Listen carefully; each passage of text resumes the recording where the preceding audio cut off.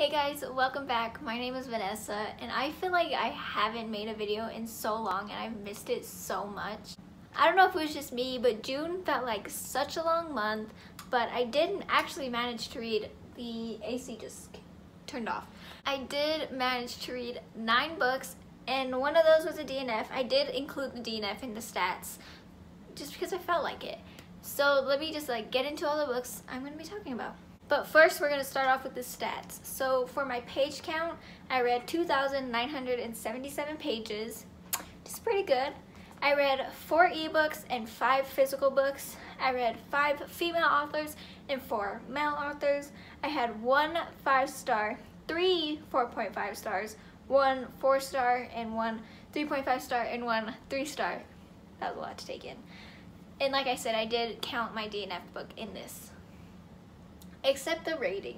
So I have all the books here and I'm just gonna go in the order in which I read them. The first book I read was the last book in the Hush Hush series, which is Silence by Becca Fitzpatrick. I gave this book 4 stars. I gave the whole series, I think I gave 4 stars. I think I gave the third book like 4.5, but it's really like a 4-star series.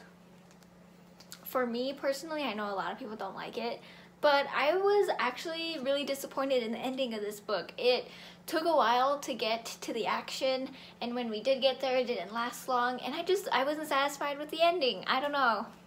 It was just a disappointment, but I still gave it 4 stars because I still adore these characters. I still love Patch. I still love this world, but yeah, it was a little disappointing. But I am really, really excited for the movie or TV, we don't know yet, adaptation of this series. I'm super excited, and Wolfgang, don't know how to say his last name, but I'll put a picture of him right here because he's just gorgeous. He's gonna be playing Patch, and I'm so excited for that, y'all. I'm so excited. Yes. The next book I read, I'll move over, is Sail Stay by Corinne Michaels. I gave this book 4.5 stars. This book was actually really good, and I bought the second book and I'm hoping to read it in July, so we'll see how that works out. So basically this book is a second chance romance and it follows this girl, this woman. She's like in her mid-30s. She has 2 twins and she's married. Well, she goes home one day and she finds out that her husband killed himself. So trigger warning for that. And that happens in like the first 10 pages of the book, so I don't think that's a spoiler.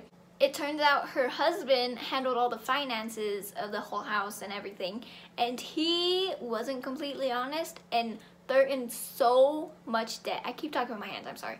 They're in so much debt. So she has to figure out how to pay these, and she can't because she owns her own cupcake business. And so while she's trying to make it work, she finally realizes there's no way she's going to be able to pay off all this debt. So she has to move back home to Tennessee with her parents, that she never wanted to go back there because her old boyfriend, it just memories, you know? So she moves back and her old boyfriend is there. She wasn't expecting him, he wasn't expecting her, and they're there and he has his own girlfriend, and it's just, there's still a spark between them.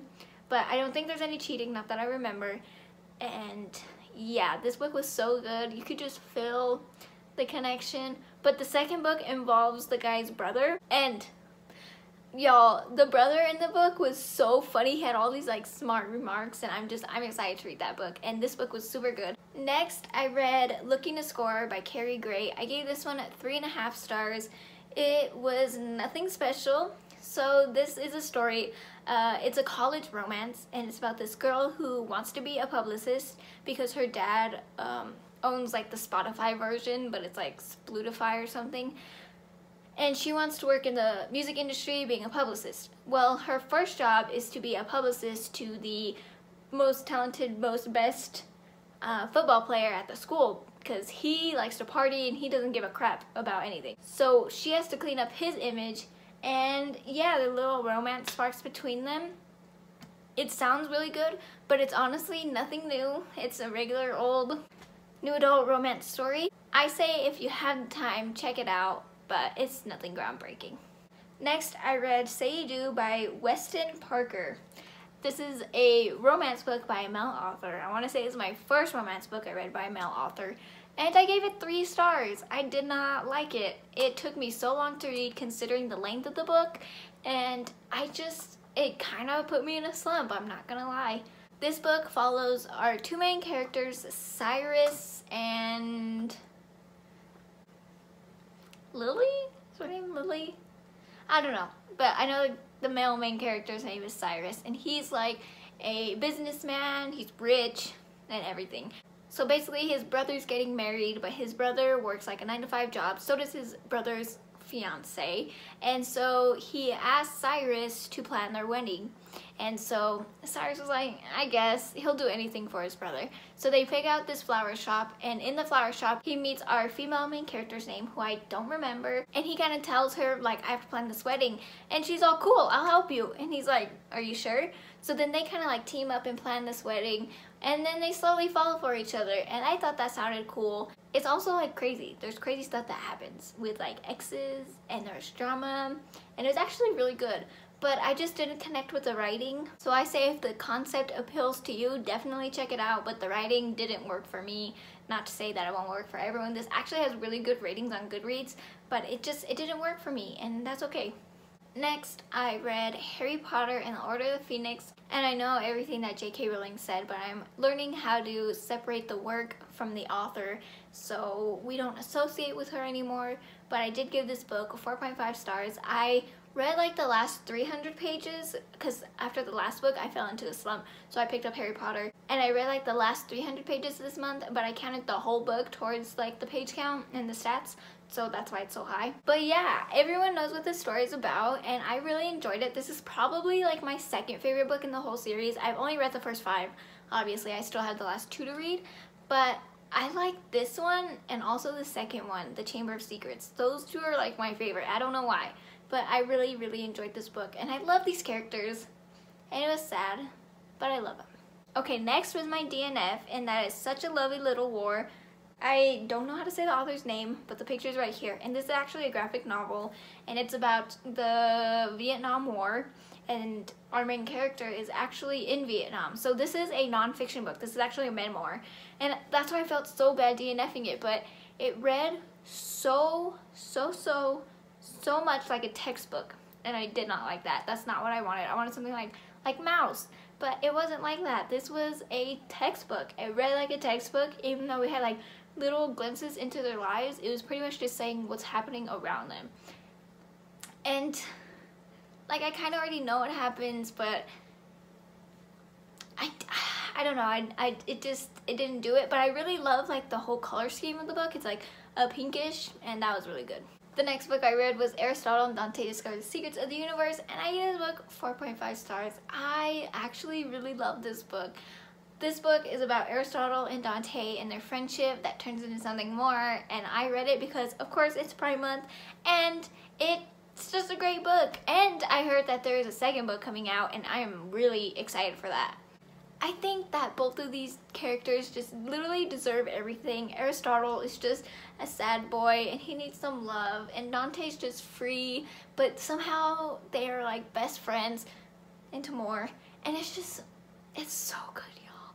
It's so good. It definitely does read as a YA, and I like flew through it, but oh my gosh, this book was so good. The next book I read was A Monster Calls by Patrick Ness, and this is actually my first time reading this book. I feel like I'm so late to the party, but I love this book so much. I gave it 5 stars. This book is about our main character Connor, and he has these nightmares, but one night a monster visits him, and the monster says, I'm going to tell you 3 stories, and then you tell me one of yours. Tell me your truth.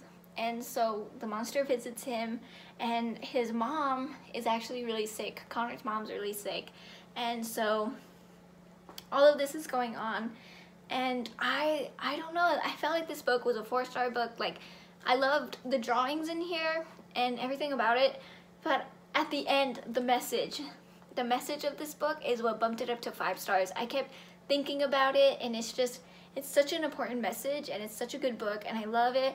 And I think it's a movie, and I wonder if the movie's worth watching. If you guys recommend it, let me know.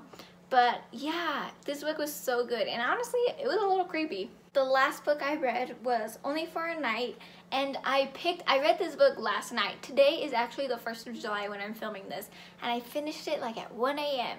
But I'm still counting it as June because I started it when it was still June. And the only reason why I started it was because yesterday I was reading Becoming by Michelle Obama like no other. I'm almost halfway done. And this book, I was like forcing myself to read it, and I was kind of throwing myself into a slump. And honestly, last night all I wanted to read was some smutty. That was it. So I found this book. It was 120 pages. I bought it. It was 99 cents. And so I bought it, and I read the whole thing last night, and it was exactly what I needed. I feel good again. I don't feel slumpish, and this book was just what I needed. I didn't rate it because, like I said, it was only 120 pages of smut, so I don't know if you can rate smut, but I actually loved it, and it was exactly what I needed. And if y'all have any other short smut stories, definitely let me know because I'm always looking for some. Those are all the books I read in the month of June, and I'm actually really excited. This is like the most I've read in a hot minute. The reading rush is in July, and I am planning on participating, and I've already picked out my books, so expect a TBR for that soon. And the reading rush is also taking place during my birthday, so I probably will vlog some of that, but it might be a little hard because I am planning on moving out of my childhood home like that week, I think. So it might be a little hard, but I'll try to vlog, so stay tuned for that. And yeah, I just hope you guys had a good reading month as well. And let me know what you guys read. But I'll see you guys next time. I love you and stay safe.